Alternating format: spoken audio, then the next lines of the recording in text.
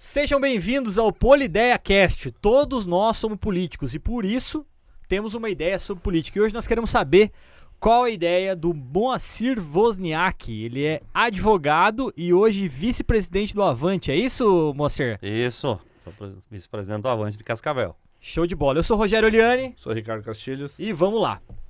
Moacir, pra gente começar, me conta um pouco da tua participação política. A gente estava falando um pouco antes aqui no bastidor e você é um cara de bastidor. Você é um cara de bastidor que faz a roldana acontecer. Me conta um pouco sobre isso. Primeiro agradecer aí o convite da Polideia Cast do Castilho há muito tempo, né? Que a gente conversa sobre política, esse menino bacana, que a gente já fez algumas campanhas junto, você eu já estou conhecendo agora. E assim, a primeira eleição que eu participei em Cascavel foi uma eleição vitoriosa, isso me animou, que foi do ex-prefeito, o saudoso Salazar Barreiros, né, que era um azarão para muitos, né, e acabou vencendo a eleição. Eu lembro, assim como fosse hoje, na casa do Gladir Basso, presidente do Sindicato dos Bancários, um abraço para o Gladir, da Federação dos Bancários do Paraná, e a reunião foi uma das primeiras reuniões do Salazar, foi na casa dele. Até o Salazar, quando chega no evento, todo simples, uma camisinha marrom na época, aí eu chamei o Gladir e falei, mas esse é o nosso candidato? Parecia tão simples, né? Ele era da agricultura, advogado e tal, e você vê, e acabamos ganhando aquela eleição. E a partir dali me motivou, a gente veio num trabalho sempre de bastidores, e aí a grande eleição que nós tivemos foi a do Lísias Tomé, a eleição de 2004, em que tínhamos um prefeito, que novamente está aí disputando a eleição 20 anos depois, volta uma tentativa. Os dois prováveis, né, que estavam disputando na Renato época, né? Silva também, na época, com um apoio muito forte do Alfredo Kaiffer, que na oportunidade era deputado e era muito respeitado na cidade de Cascavel.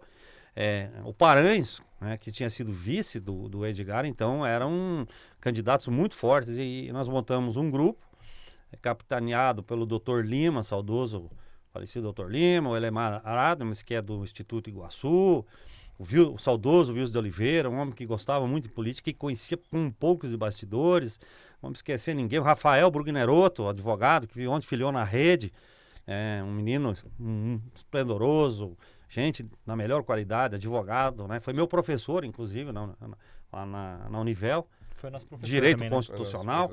Então, assim, tínhamos um time que trabalhava junto, não éramos muito, mas todo mundo pegava e um trabalho muito bom, a gente acabou vencendo aquela eleição. Essa do Lísias você considera como teu maior sucesso aí de carreira? Nessa linha, evidentemente? A gente teve muitos êxitos aí com o Paranhos também, né? A eleição de 2010 também foi uma eleição muito difícil, né, do Paranhos, ele sabe disso. Aí a de 2014, aí o trabalho dele foi estupendo e ele chega a 70 mil votos. Mas a de 2010 foi muito difícil. Faltava tudo, né? Faltava tudo. Era uma campanha muito pobre. Mas assim, com um trabalho também de uma equipe que muitos deles que estavam com o Lísias, o Cletírio, o Desirê, que está lá hoje, o Edson Zorek, alguns nomes, até não vou citar todos para fazer injustiça, que hoje estão no governo Paranhos, fizeram parte lá do nosso time lá, do governo Lísias. 2010, Paranhos veio para deputado estadual. Deputado estadual, né? Estadual. E aí já 2014 ele já vem com uma situação um pouco melhor também, né? Ele fez um trabalho muito bom como deputado e aí ele, de 27.600 votos, alguma coisa assim, parecido, ele chega a 70 mil votos, né? Aí o trabalho realmente deu resultado porque o trabalho foi muito bom. E trabalhou muito bem também como deputado estadual Paranhos. Exatamente. Por isso que ele conseguiu até a prefeitura, né? Foi um trabalho bem... Muito bom, trabalho com relação, por exemplo, à saúde, CPI da saúde. Foi um trabalho muito forte, ele levou muitos recursos para o interior do estado, muitas ambulâncias, enfim, ele trabalhou muito forte na saúde e isso realmente levou ele na condição de disputar a prefeitura de Cascavel e acabou vencendo e depois fez um trabalho muito bom no primeiro mandato e acabou se reelegendo, aí todo mundo sabe, com 70% dos votos. Show. Sim. Moacir, primeiro uma alegria muito grande ter você aqui com a gente conversando e segundo queria saber um pouquinho mais da sua opinião de como é que está todo esse cenário político para as eleições de 2024 em Cascavel. As eleições de 2024 em Cascavel, elas estão totalmente indefinidas. Nós fizemos uma pesquisa, contratamos a empresa de Curitiba, uma pesquisa que avaliou o cenário geral de Cascavel. Nós temos hoje 80% dos eleitores de Cascavel, nesse momento ainda não decidiram o voto. E isso é natural, Porque o eleitor começa a decidir o voto lá pelo mês de agosto, metade de agosto. Segunda quinzena de agosto começa a decidir o voto. Aí em setembro realmente começa os debates e o eleitor já vai definindo o voto. E aí no finalzinho de setembro, começo de outubro, aí ele já é a eleição, fica alguns indecisos. Mas é assim. Aí quando você apresenta os candidatos, todos eles que estão aí aparecendo, aí você tem 65% continuam não tendo candidato a prefeito. Tá? Então, é uma eleição totalmente aberta. Isso também ocorre em Curitiba, vocês devem ter visto a pesquisa que saiu recentemente, em que nós temos um cenário lá com 5, 6 candidatos, tecnicamente empatados, 12, 13, cada um, e alguns com 5, 4. Então, uma eleição também totalmente aberta. E acontece também em Londrina. Eu vejo, na minha opinião, que onde há bons governos, quando há uma reeleição, o eleitor, ele não se preocupa com quem vai sucedê-lo. Para vocês terem uma ideia, Castilho, na pesquisa em Cascavel, o Paranhos, na espontânea, ele tem o dobro dos votos do primeiro colocado. Então as pessoas imaginam que o Paranhos ainda será candidato. Então quando a eleição começar para valer, vamos dizer assim, as pessoas vão se tocar, não, mas o Paranhos não é mais candidato, então tem que pensar num candidato. Então por isso, na minha opinião, modesta, qualquer um dos postulantes hoje tem condições reais de ser o prefeito de Cascavel. Desde que monte uma boa equipe, um bom time, um bom programa de televisão, um podcast como o de vocês aqui para estar amparando aí os candidatos a vereadores, a prefeito, tem possibilidade real de vencer o pleito eleitoral de 2024. E o que o Avante como partido te chamou a atenção para você se filiar, entrar nessa... Você está como vice-presidente. Vice-presidente do Avante hoje. Me fala um pouquinho mais sobre o partido, qual que é o planejamento em Cascavel para esse partido e o grupo que você está montando. Assim, eu fiquei muitos anos primeiro no PPS, saímos lá depois de algumas discussões com a executiva estadual. Na época o Ulisses acabou saindo, a gente acabou também migrando junto. Depois entramos no PSC com o Paranhos, fiquei muitos anos lá no PSC. Até a eleição de 2016... Você chegou a ser presidente do PSC, né? Fui presidente do PSC. Aí o Paranhos pediu que eu fosse conduzir o PTC na época, que você acaba fazendo como o Paranhos fez uma grande coligação, e o objetivo era eleger pelo menos um vereador no PTC. Então, fizemos um grupo, lançamos candidato, inclusive minha esposa foi candidata a vereadora, foi lançada na convenção, não tinha se preparado, e mesmo assim ela sozinha, ela e o meu cunhado Francisco andavam na cidade o dia inteiro e conseguiu 480 votos naquela eleição. E o Josué foi o grande beneficiado, acabou virando vereador pelo PTC. Então a gente fez aquele trabalho. Depois, em 2020, eu retorno a um pedido do prefeito para conduzir a eleição ali, né, as convenções. O Paranhos tinha trazido para o partido, se não me falha a memória, 5 ou 6 vereadores, uma chapa muito forte. E aí eu aceitei o convite e ajudei na construção e que acabou elegendo 5 vereadores, né? Então, aí fiquei um tempo, aí fui a pedido do Berté, a gente foi fazer um trabalho lá no Democratas. A gente queria eu gosto de desafios, né? Mas aí houve essa fusão do Democratas com o PSL e a gente acabou não se entendendo aqui em Cascavel, na questão da diretoria e tal, executiva. E eu fiquei um tempo sem partido. E faz algum tempo que eu já estava observando o Avante. Trabalho principalmente no estado lá de Minas Gerais, onde eles têm vários deputados, têm deputadas. E que eu percebo, a gente não vê assim notícias onde o partido está, possui cargos e tal, a questão da corrupção e tal. É um partido bastante interessante. É um partido de centro, né? E que trabalha com a liberdade econômica, mas também quer proteger o trabalhador. Então, assim, me motivou muito o que o partido prega. E eu tenho visto que, na realidade, realmente é isso. Tenho conversado muito com o Alex Canziani, que é o nosso presidente, hoje está em Londrina. Um abraço para o Alex. Hoje ele é secretário lá em Londrina, já foi deputado. E certamente voltará a ser deputado, porque ele está no PSD, mas ele conseguiu a carta para assumir o nosso partido. Mas tem aí, se eu não me engano, 8 ou 9 candidatos que têm chance de virar prefeito, se eleger, e aí ele volta a ser deputado pelo estado do Paraná. Então, assim, um partido que, como eu disse, dá gosto de fazer política, não tem nenhuma mácula, mancha, e isso é muito importante para você levar o nome de um pré-candidato a prefeito, candidato a vereador, né? Isso é importante. Show de bola. Moacir, você é o cara dos bastidores e decidiu assumir um desafio de pegar uma pessoa que não é política, que é o Fernando Mantovani, pré-candidato. Aqui a gente entrevistou ele, pré-candidato à prefeitura de Cascavel. Como é que surgiu esse nome para você? E você antes falou do desafio, de que você gosta desse tipo de desafio. Me conta como é que tá essa luta para vocês aí hoje. Assim, eu estava sem partido e o Clebinho, mais conhecido como Clebinho, ele estava no Solidariedade. Mas não estava confortável lá, porque o Solidariedade tinha tudo para ir com o ex-prefeito Edgar Bueno. E aí, umas conversas, vamos estar juntos, porque lá nas eleições já de 2016 a 2020 nós estivemos juntos. O Kleber foi uma das pessoas que participou das campanhas do Paranhos, né? Ele tinha o PRP na oportunidade. Até ele, na época, me convidou a falar, venha para o PRP, e acabou não dando certo. Eu já tinha conversado com o presidente nacional em outubro, o Bilé, Luiz Fernando, advogado, que é o presidente nacional do partido, aliás, uma pessoa muito bacana também, da possibilidade de a gente assumir o Avante. Daqui a pouco eu vou conversar com o Kleber, ele diz, olha, eu estou conversando com o Avante. O que você acha? Falei, é o que eu estava esperando. Aí conversamos hoje, no outro dia ele diz, olha, deu certo o Avante lá, conversei com o Alex e vai dar tudo certo. Então vamos fazer assim, vamos para Londrina. Pegamos o carro e fomos para Londrina. Fomos muito bem recebidos lá. Mas antes de ir para Londrina, o Djalma, que trabalha com o Mantovani, me falou assim, Moacir, por que você não convida o Mantovani, Fernando Mantovani, para participar do teu grupo? É o que nós precisávamos, um candidato a prefeito. Tanto é que quando eu saio de Londrina, eu digo que o partido tinha 4 candidatos, o que a gente estava conversando, o Vander Piaia, aí o Fernando Mantovani, o João Cunha, nós tínhamos falado um tempo atrás para estarmos juntos, né? E coloquei meu nome também à disposição.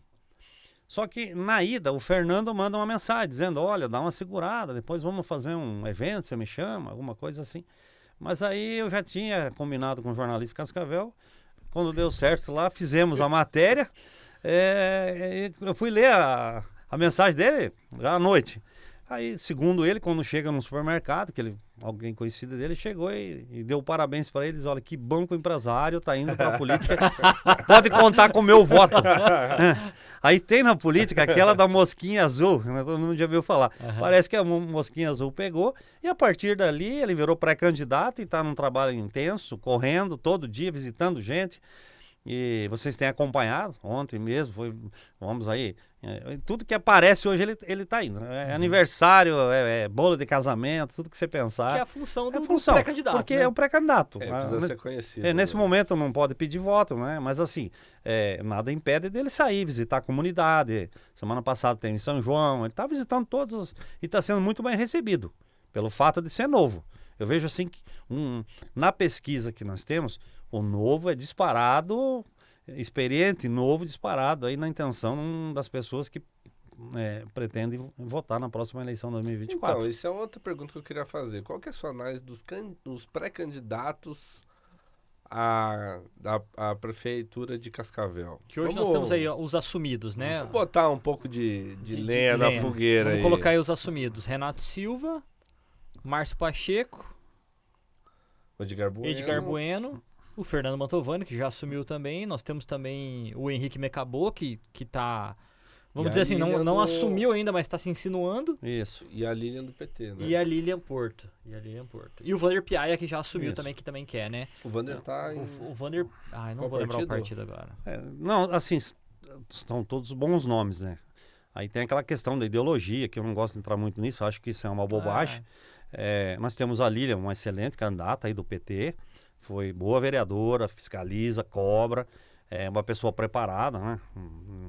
Doutora, professora, então vamos dizer o que da Lilian? Não tem competência? É evidente que tem, né? E anos no serviço público também, né? Está sempre no serviço público, né? Agora, faço uma ressalva em relação aos deputados, né? Tanto o Batatinha, como o Pacheco, como o Gugu. Assim, no meu entendimento... o Gugu também é o Gugu também. No meu também. Entendimento, eles foram eleitos para cumprir um mandato de deputado. Tá?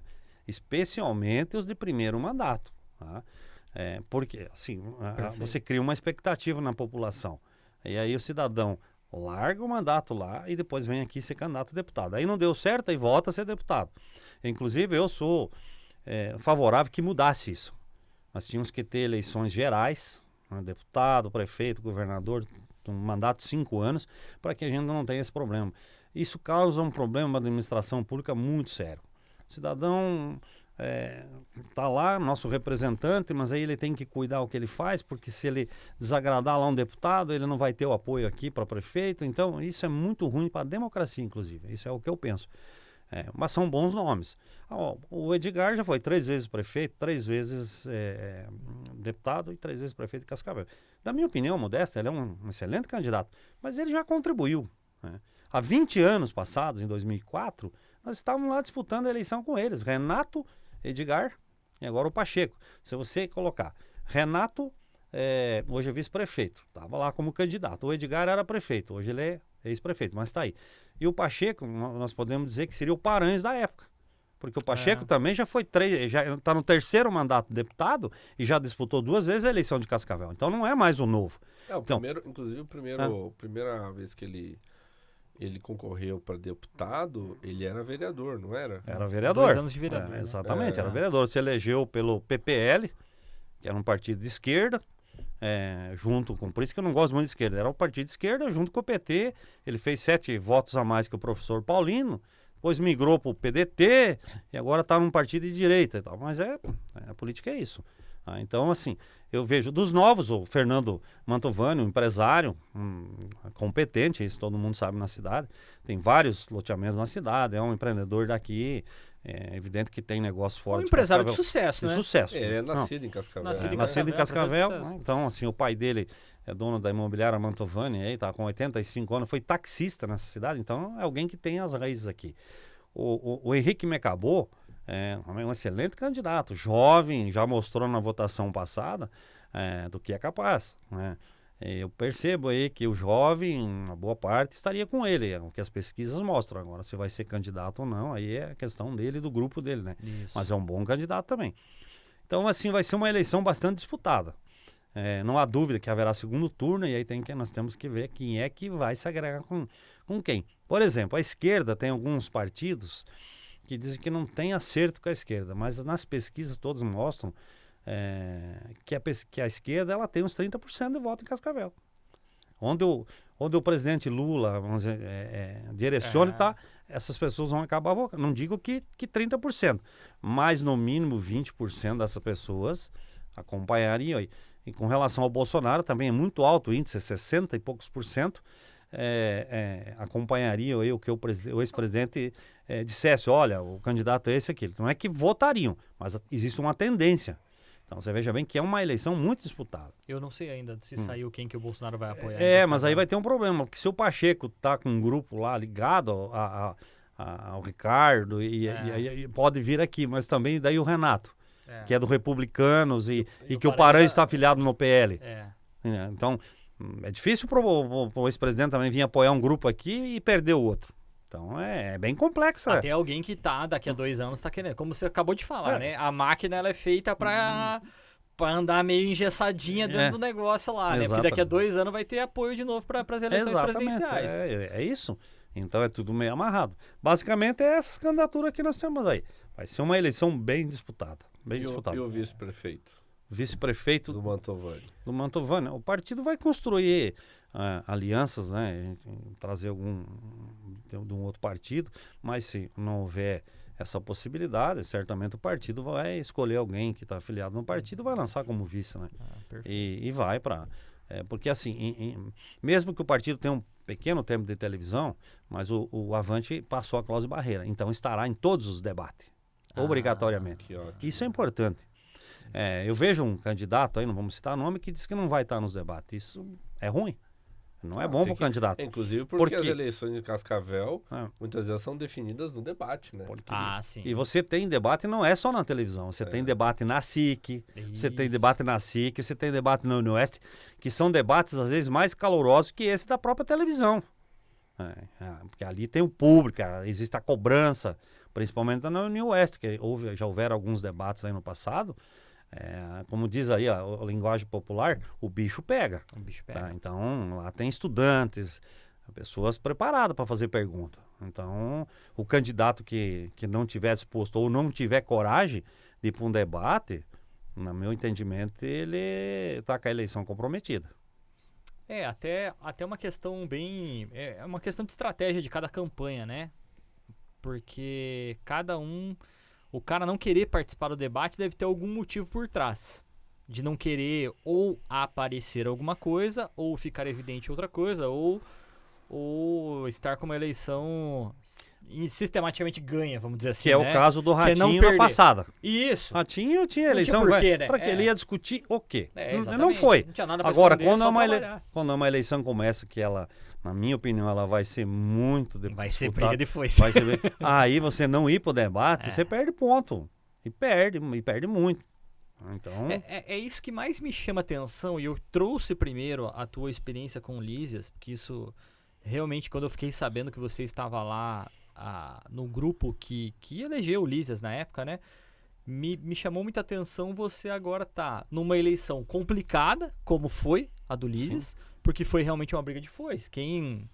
Só buscar aí nos ele foi jornais. uma terceira via, né? Ele foi uma terceira via, existiu uma briga generalizada Foi. entre os dois candidatos Foi. ali, disputas e gente falando... Entre o Edgar e o Renato na época. Isso, né? e gente... enfim, gente chorando na TV, como se diz o popular, né? Tira o grito, criança chorando, moto, e o Rogério, negócio foi. e você acha que essa será diferente? Acho que não, por isso que eu... Você acha, por exemplo, que o Edgar, candidato aqui, e o Pacheco, que teve todo aquele problema lá, que segundo, eu não sei direito o que aconteceu, que o Pacheco quis tirar o Edgar da prefeitura? Isso não está resolvido. Isso aí. Tá? Tem a questão agora do Edgar da prestação de conta dele na Câmara. Então, você acha que isso vai ficar... Tudo bem, vai ter debates muito quentes. Não tenho a menor dúvida. E na tua opinião, a população quer esse tipo de debate ou ela prefere mais ouvir ideias e o que a pessoa efetivamente vai fazer do que ficar em acusações, né? Qual que é a tua opinião sobre esse tipo de debate aí? Assim, é até difícil analisar isso. O povo gosta muito o brasileiro gosta de assistir novela, ele gosta um pouco dessas confusões. Ele diz que não, mas gosta. Então, assim, nós tivemos uma eleição agora essa passada. Qual que foi as propostas que foram colocadas em pauta pelo Lula e pelo Bolsonaro? Nenhuma.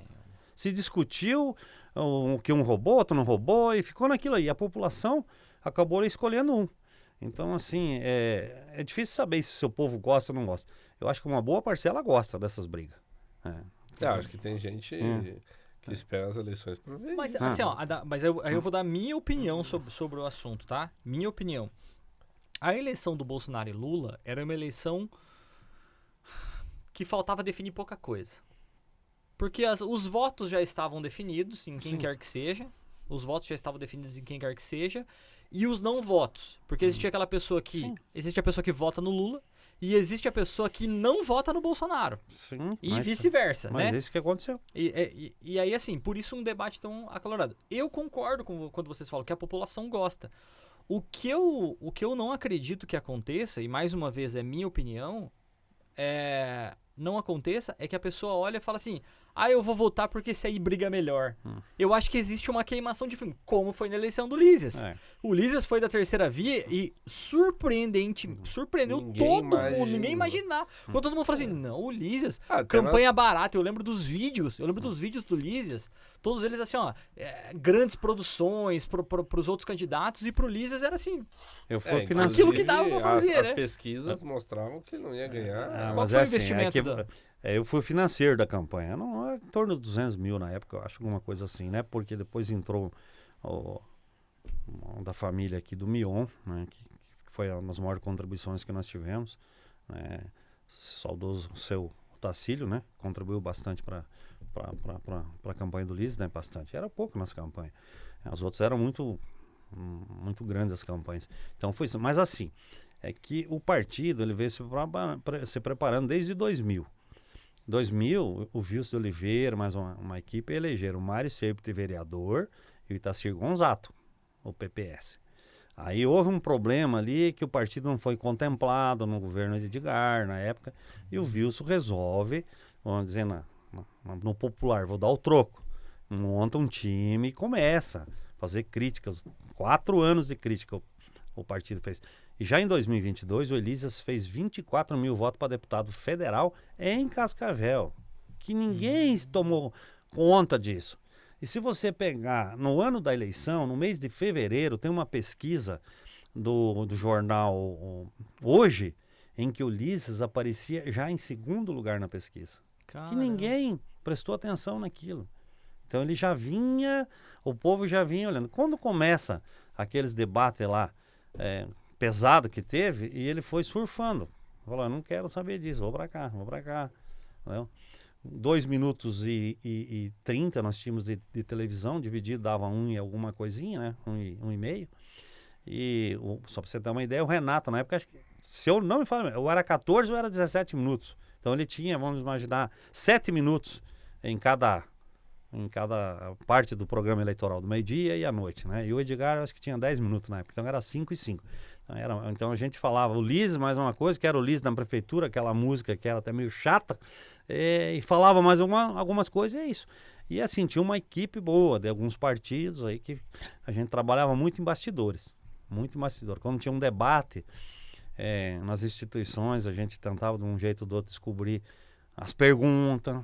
Teve várias vezes que a gente até tinha a pergunta que ia sair de todos. Como que vazava isso? Não existe segredo em política.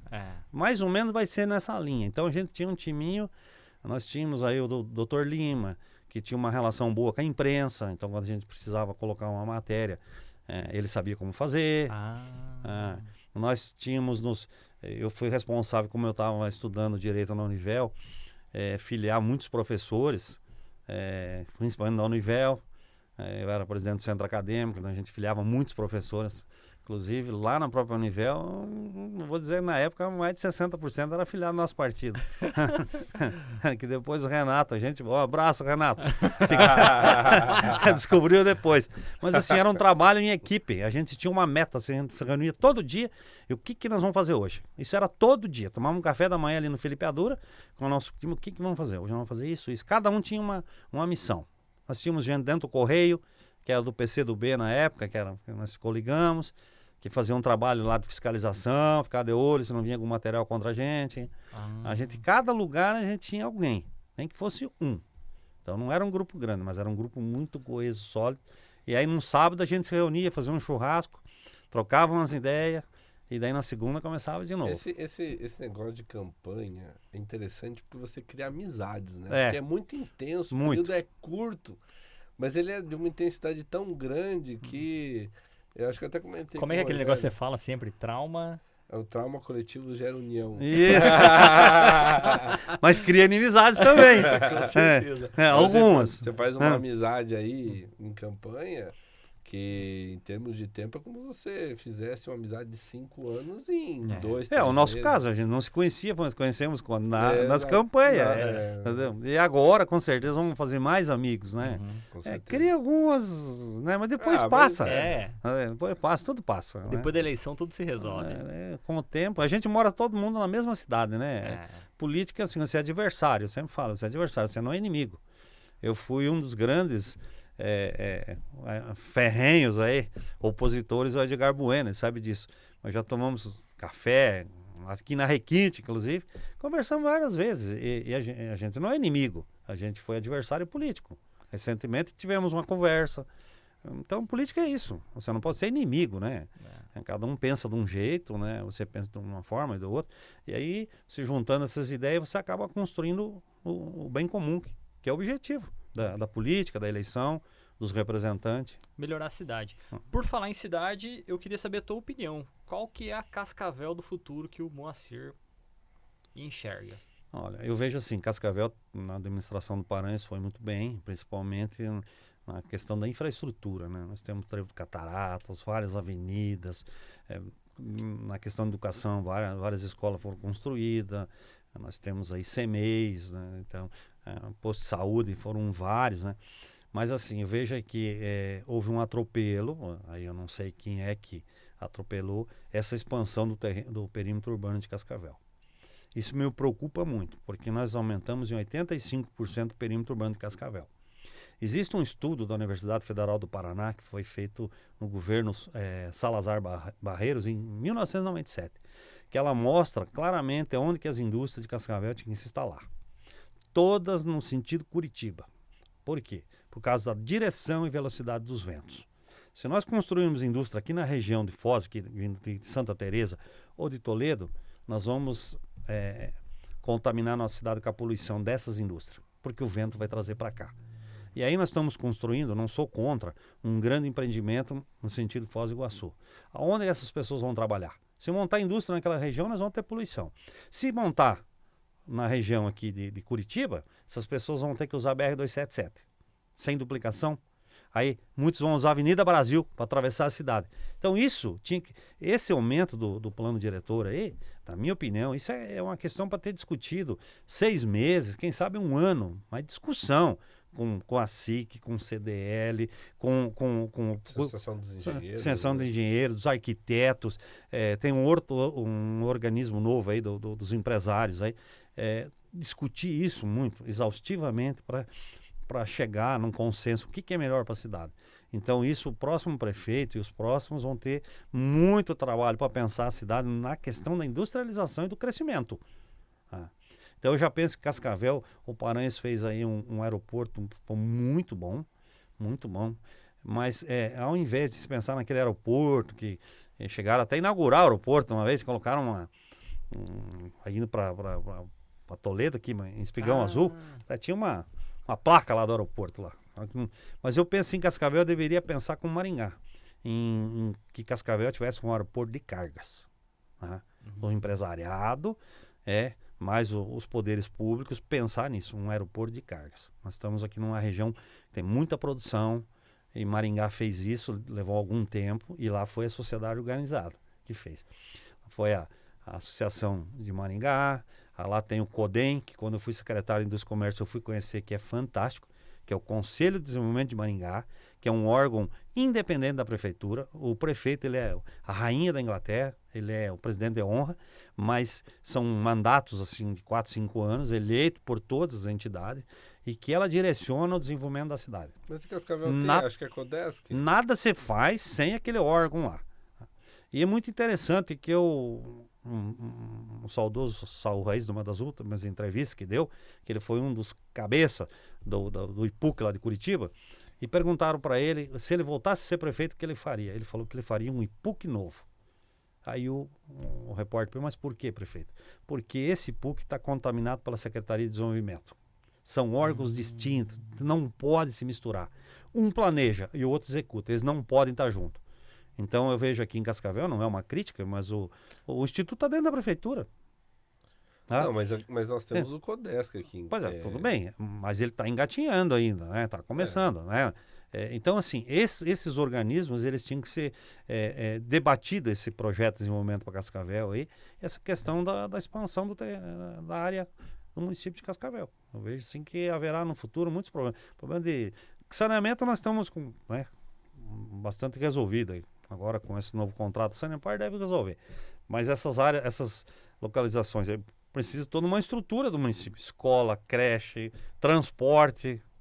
Isso pode encarecer o transporte, porque se você aumenta, vai aumentar o transporte. Até porque tem muita região ainda que daria para crescer de maneira vertical ainda, né? A cidade de Cascavel, apesar de tantos projetos que existem, tantas construtoras hoje aí, do desenvolvimento privado mesmo, que poderia ser feito, né, nesse sentido. Rogério, não é a minha área, mas assim, é só dando uma pincelada para quem é da área que começa a discutir isso. Foi importante esse aumento do perímetro urbano? Não foi? O que vamos fazer agora? Qual é o projeto de desenvolvimento? O Fernando, nas conversas que nós temos, caso ele passe na convenção e seja eleito prefeito de Cascavel, vai apresentar um projeto, acho que no plano de governo já, de 20 anos em 4. Então, se pensando num projeto assim, não é uma cópia lá do Juscelino, que era Brasil 50 anos em 5. Mas assim, um projeto de desenvolvimento, até porque ele é um empresário, Então, gostaria de trabalhar um projeto nesse sentido. Eu acredito que os outros candidatos também devem apresentar projetos aí de desenvolvimento para Cascavel. Perfeito, algo nesse sentido.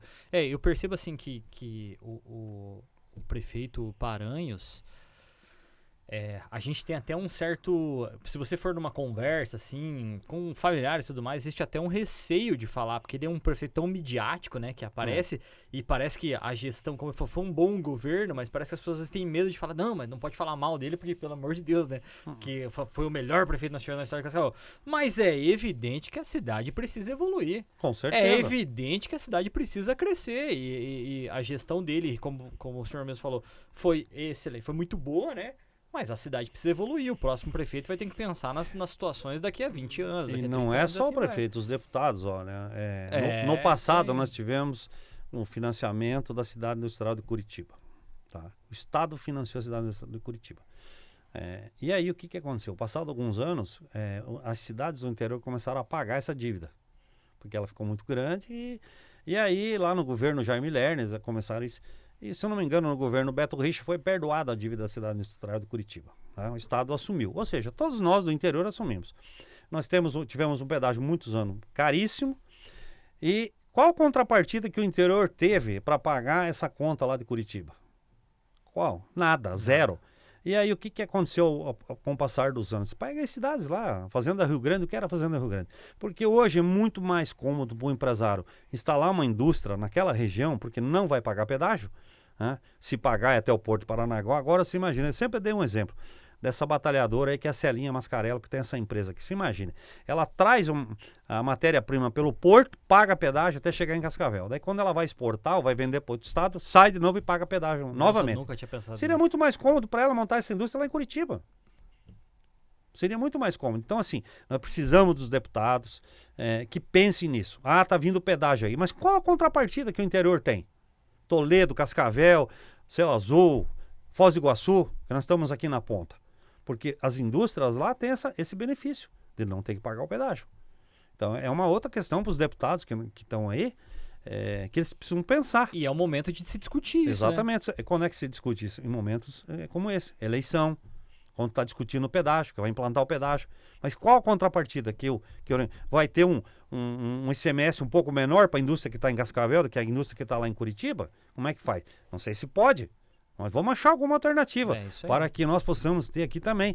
Ou vamos construir um grande parque industrial aqui na região, tipo junto Cascavel e Toledo, financiado pelo governo do estado, como Curitiba teve. Será que não está na hora de cobrar isso? Eu vejo que sim. Mas aí não depende só do Moacir, ou do Castilho, do Rogério, depende do nosso deputado, que são nossos representantes. Isso é importantíssimo. Isso é importantíssimo. É a questão do desenvolvimento da nossa região oeste. Certo. Show de bola. Moacir, sobre o processo eleitoral. Cada eleição tem regras novas, novidades e alguma coisa, digamos assim, que o pessoal tira aí da cartola. Você que que participou desses processos políticos já há muitos anos, o que você vê assim de evolução no processo eleitoral para a parte positiva ou para a parte negativa? Fundo eleitoral é um retrocesso histórico, sem precedentes. Isso é a pior coisa que se criou na política brasileira. Porque nós tínhamos uma forma de doação de campanha que ela precisava só ser melhorada, que era a doação de pessoa jurídica, né? E em função de todo esse problema, Lava Jato e Mensalão, Petrolão, acabou prejudicando esse sistema, que vários países do mundo têm. Então, o que você poderia fixar um valor. Então, uma empresa vai fazer uma doação, só pode doar para um candidato a presidente, para um candidato a governador, para senador, para deputado estadual e federal. E aí, assim, uma lei duríssima, que quem burlasse isso ia ter penas pesadas. Então, vamos imaginar um candidato a presidente e uma empresa poderia doar aí 300 mil reais, 200 mil reais, sei lá, depende. Fixar esses valores. E aí todo mundo tinha possibilidade de buscar um recurso. O que acontece hoje? Se um candidato a vereador em Cascavel, ele vai buscar um empresário, o empresário não, vai dizer assim, eu não posso doar, sou pessoa jurídica. Ah, mas no teu particular, não tenho na declaração de imposto de renda, não consigo te doar. Tá? Aí ele fica dependente do fundo eleitoral. Para onde vai o fundo eleitoral? Vai para as figurinhas carimbadas. Então, quando é eleição nacional, quem controla o recurso é a nacional. Então ele vai dizer para os estados que ele vai mandar o dinheiro. E lá naqueles estados eles vão escolher alguns candidatos. Geralmente, você pode pegar na eleição passada, entra na prestação de conta, qualquer um, os que eram deputados pegaram 2 milhões, 2 milhões e meio, 1 milhão e meio. Aqueles que estavam pleiteando no mesmo partido. No mesmo partido. Aqueles que estavam começando, pegavam 100 mil, 200 mil. Como é que vai competir? Então, é a pior coisa, na minha opinião. Tem autonomia, né, dos partidos. Ou que seja igualitário, né? Seja igualitário. Quantos deputados o partido vai ter? Vai ter 200, vai ter 200 candidatos lá, deputado federal. Mas se tivesse na lei isso, então o partido tem 1 milhão e tem 10 candidatos, então vai ser 100 mil para cada um. É isso aí. Aí, tudo bem. Então, se usa um fundo público para financiar algumas pessoas. Eu tive a curiosidade, peguei uma grande campanha aí para o presidente da República, e fui pesquisar e achei umas notas fiscais, daí fui ver quem é a pessoa. Uma nota de 4 milhões e 300. Em 2017, essa cidadã, ela era, nada contra, né, mas ela era secretária de uma gráfica. Tá? Aí em 2022, ela já vira dona da gráfica, de uma outra gráfica. Aí fui ver onde está instalada em Brasília, numa sala, sei lá, é muito menor que o espaço de vocês aqui, e que uma das notas é 4 milhões 320 que foi pago. De banner, outdoor, coisa arada. Então é o seguinte, e lá tem mais de 20 mil documentos naquela prestação de conta. Por acaso eu peguei uma. Você imagine que é feito com o dinheiro público. Então, é complicado. Então, assim, piorou nessa questão, piorou muito. E outra coisa, outra decisão do legislador brasileiro, que também vai, que na minha opinião, vai contra a democracia, é essa tal de federação. Isso aí veio para centralizar na mão de meia dúzia o poder. Então, vamos imaginar aí, 3 partidos que se juntem hoje, fosse candidato a vereador, eles tinham possibilidade de lançar 66 pré-candidatos. Eles só vão lançar 22. Aí você pega um grupo aí que tem aí 5 vereadores já. Então já vai ter os 5. Aí vai sobrar quantas vagas? Eles vão escolher quem? O Zé lá do barzinho lá do Floresta? Ou vão pegar alguém aqui que tem um potencial de botar um recurso para tentar se eleger e arrumar mais voto? Então as pessoas, vamos dizer assim, mais humildes, vão ter dificuldade de estar em partidos políticos. Na sua opinião, então, o processo eleitoral, essa evolução, acabou ficando mais elitista? Então. Mas totalmente elitista. Você veja bem, agora está se criando uma grande federação, republicanos, o PP e União Brasil. Tá? Você imagine. Até na questão dos deputados, que depois da eleição vai acabar acontecendo isso. Eu não lembro agora a quantidade de candidatos a deputado estadual. Vai cair vamos imaginar que tivesse lá 200 candidatos, a deputada vai ter 50. Mas essas federações, elas acabaram vindo para impedir que alguns partidos não morressem, né? Não, ela veio porque acabou com a coligação.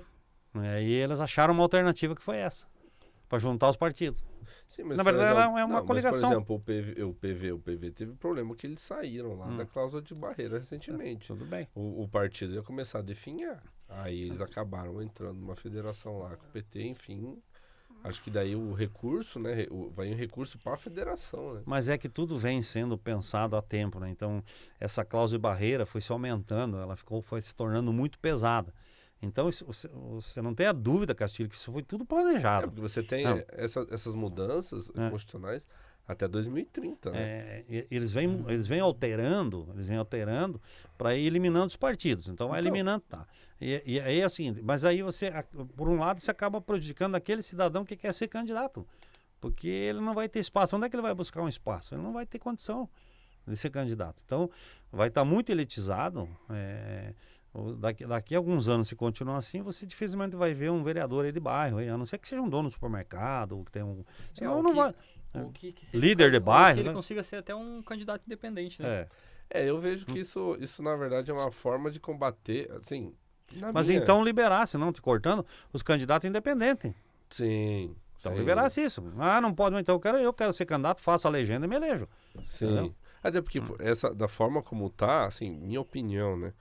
Da forma como tá, o pessoal tá apertando, precisa ter tantas representações em tantos estados para conseguir, né, passar Sim. por essa cláusula de barreira, está apertando os partidos e isso, de certa forma, está indo contra o pluripartidarismo que está previsto na Constituição. Sim.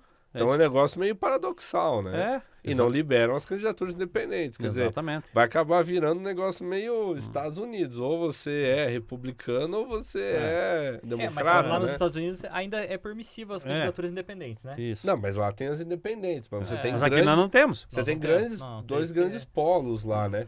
Ao meu ver, isso está acontecendo aqui no Brasil. Quer dizer, os partidos estão começando a se aglutinar para a esquerda e estão começando a se aglutinar para a direita. O que é ruim, no meu ponto de vista, é ruim porque vira uma disputa que não faz sentido. Olha o tamanho que vai ficar esses 3 partidos. União Brasil, Republicanos e PP.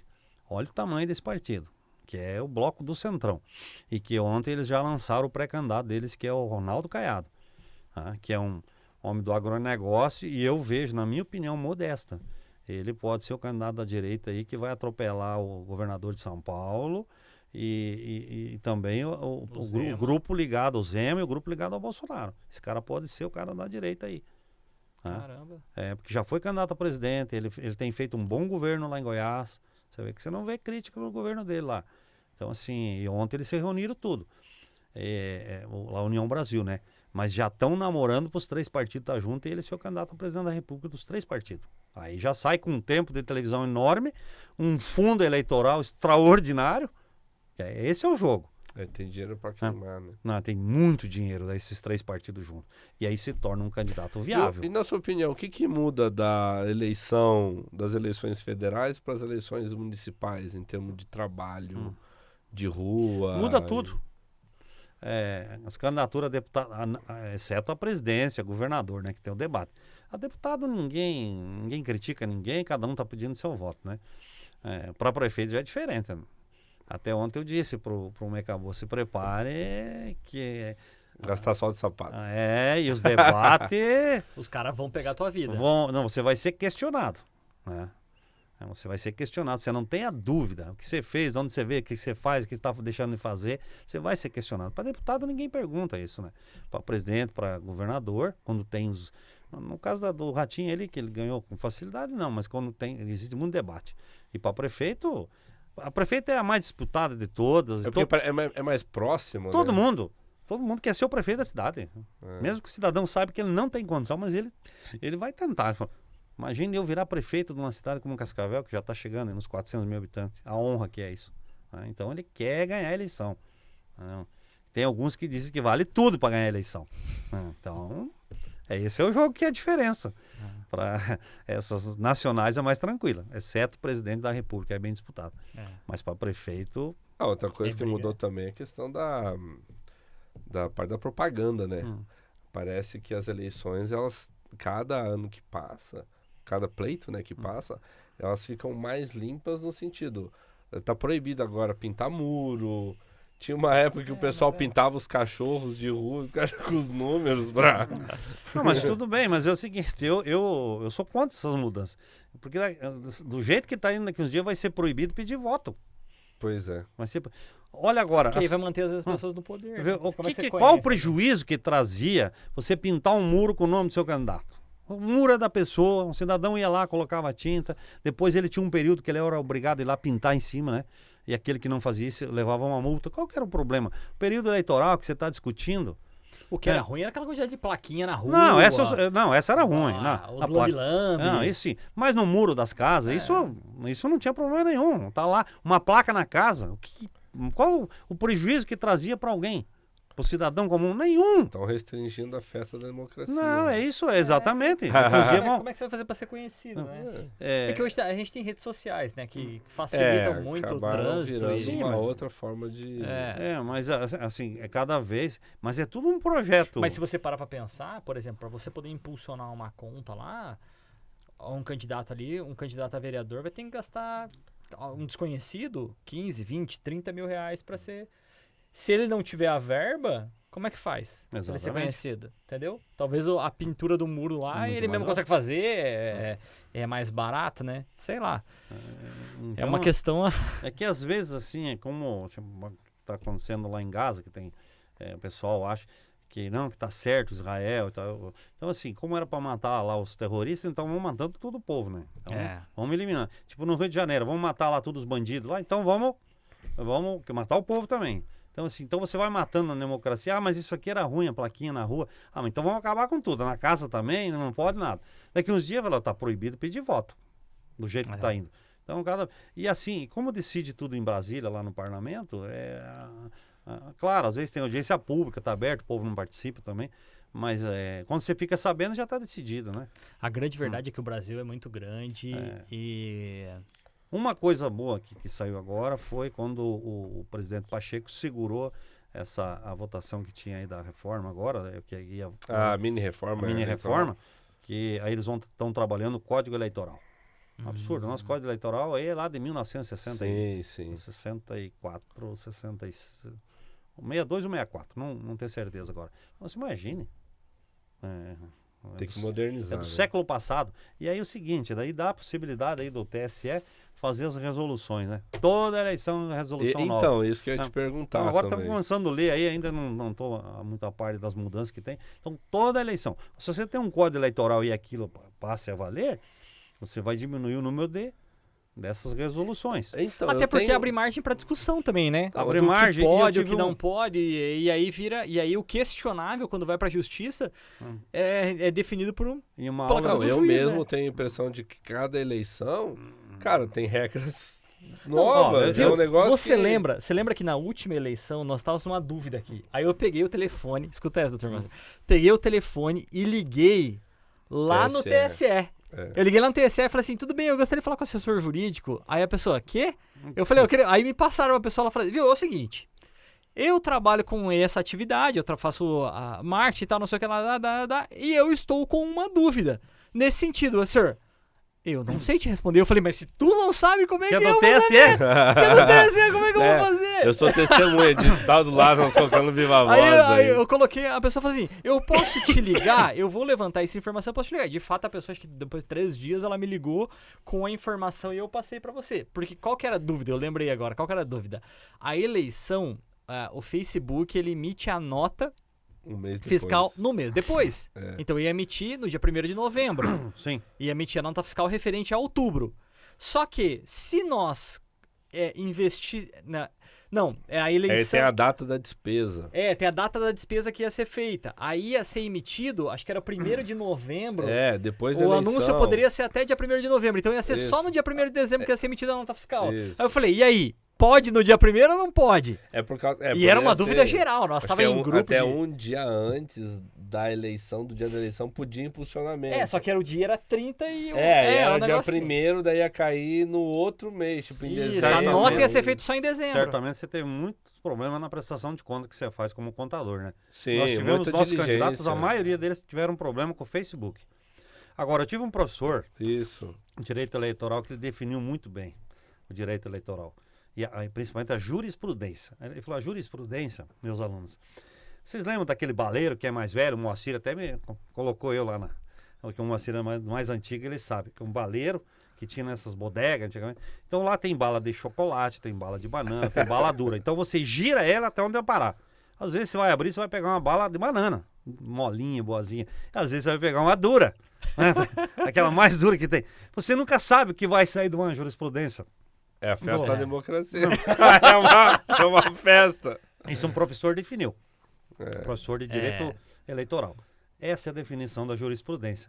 Um tribunal lá do Acre dá uma decisão, depois o do Pará é diferente, do Paraná. Aí vai lá no TSE, daí tem que uniformizar a jurisprudência. É uma complexidade. Você nunca pode dar uma certeza, Castilho, na questão eleitoral. Isso aqui é assim. Tem que diminuir o risco, né? Pode. Às vezes pode, um entendimento. É igual o negócio da dobradinha lá, do material gráfico. Nossa, o que isso deu de dor de cabeça. Porque daí você tinha um candidato que ele fazia a despesa com o material gráfico, mas tinha lá 2 candidatos, tipo o prefeito e o vereador. Tipo, o deputado federal pagou a conta, mas botou um estadual junto. Tipo isso. Tá. Então essa é a dobradinha no material. Mas quem pagou a conta... Foi tipo assim, foi só uma pessoa que pagou toda a conta. E aí, muitos muitos analistas de prestação de contas falam, não, mas tem a figura dos dois. Tem que ir na prestação de contas dos dois. Tá, mas peraí, só um que pagou a conta. Por que eu vou tirar do valor da despesa dos dois? Entendeu? Tipo, é como se você multiplicasse por 2. O cara gastou 5 mil. Aí vai dar 5 mil nas duas contas. É como se fosse uma despesa de 10. Tipo, exato. um negócio Nesse assim ponto, que... Nesse ponto, na minha opinião, a contabilidade não enxerga a arte, né? A contabilidade não enxerga a arte, a contabilidade é a leitura dos números. Então quem pagou a conta, quem emitiu a nota, tudo certo. Não é 5. Agora, você não, tem a foto do cara lá. Não, e você tinha manifestações, eu lembro que tinha manifestações do CFC, do Conselho Federal de Contabilidade, falando, olha, isso aqui contabilmente é uma despesa só, entendeu? Você não pode... Entende? Você não pode de uma despesa transformar duas despesas. Tudo é questionável, então depois teve uma uniformização. Mas até vinha essa uniformização, muitas contas foram rejeitadas. Por causa disso. Porque imagine, o cara, um deputado federal, ele bota lá 50 mil reais de santinho. Aí cai para um dobrado. Aí cai para um deputado estadual. E o cara, sei lá, gastou 60 mil. Cara, 50 mil... É uma representatividade muito grande na pressão do contas do cara. E o cara vai ser reprovado dependendo da análise como é que o analista vê isso, entendeu? Porque o juiz também vai na linha do analista. O juiz que não for na linha do analista, ele é muito... tem muito culhão, assim, entendeu? Para você ter um problema no eleitoral, é muito fácil. Basta um descuido. Nós temos uma candidata a vereadora da eleição de 2020... Ela recebe um dinheiro do partido na quinta-feira, na véspera da eleição, para cumprir a cota de mulheres e de negras, porque ela é negra. E aí, na sexta-feira, procuram ela, o partido diz, olha, você tem que devolver o dinheiro, não explicaram os motivos, e deram a conta para ela. E ela devolve para o Partido Nacional, para a conta do partido. Perfeito. Faz a prestação de conta, o que acontece? As contas são desaprovadas. Por quê? Todo o dinheiro que transita em conta que ele não é utilizado, ele tem que voltar para onde? Nesse caso aí, tem que voltar para a União. Você tem que fazer uma GRU. Não fizeram. Bom, essa cidadã, hoje ela bloquearam o cartão dela, já levaram o dinheiro da conta. Dívida ativa. Ela tem um salão que ela trabalha, ela precisa da maquininha. Nós estamos cuidando do processo dela. Então, assim, pensa num transtorno que causou na vida dessa pessoa. Por quê? Porque os contadores do partido e lá a direção da executiva municipal não tomou cuidado, não cuidou dessa pessoa. E aí ela está com esse problema. Você imagina como é que ela pensa hoje da política. Vai convidar essa cidadã para ser candidata algum dia, alguma coisa. Então, para participar, para trabalhar, para ajudar. Participar. Então, assim, tem que ter muito cuidado. Então, hoje ela está lá com uma dívida lá de quase 100 mil reais, não tem como pagar. Já pegaram o que tinha nas contas dele, tá aí, ó. É o problema eleitoral para os contadores. É uma responsabilidade muito grande. Então, eu digo aos candidatos a vereadores, cobrem seus partidos para que tenha uma estrutura jurídica e de contabilidade, né? Porque senão vocês vão ter problema nas campanhas. Isso serve para todos os partidos. Show de bola. Doutor Moacir, muito obrigado pelo teu tempo, pelo teu conhecimento, pela história que o senhor contou. E deixa o microfone aberto aí para você mandar um recado para todo mundo. Quem quiser se filiar no Avante, como é que faz? Como é que tá o Avante lá? Passou muito rápido, quero agradecer. Isso aí, Rogério Castilho. O Avante, nós estamos filiando aí, gostaríamos que as pessoas observassem o Avante, o nosso trabalho. Nós temos um pré-candidato Fernando Mantovani, empresário, um homem sério, trabalhador, e que quer dar um pouco do que ele recebeu de Cascavel no seu trabalho. Ele é um homem dinâmico, acorda às 5, 6 horas da manhã, já está no trabalho. E assim, é importante, nós temos assim, espaço no partido, já temos uma chapa completa na questão das mulheres, que é o grande problema, né? O partido já tem. O partido fez um evento aí no dia 8, foi muito, muito, muito prestigiado. Inclusive era proibida a entrada de homens lá, apenas o Fernando Mantovani lá, e acho que alguém foi lá filmar, né? Mas assim, foi muito bacana, surpreendeu. E o partido está aberto, nós temos um escritório ali no Felipe Adura, o meu telefone eu vou deixar, é o 45 999 13 1400. Mesmo que você aí, cidadão que não queira ser candidato, feliz, venha participar, venha ajudar, venha contribuir, venha ajudar a fazer o plano de governo do Avante, né? que nós precisamos, porque isso precisa ser feito a quatro mãos, vamos dizer assim, pela população, pelos candidatos e pelo nosso pré-candidato.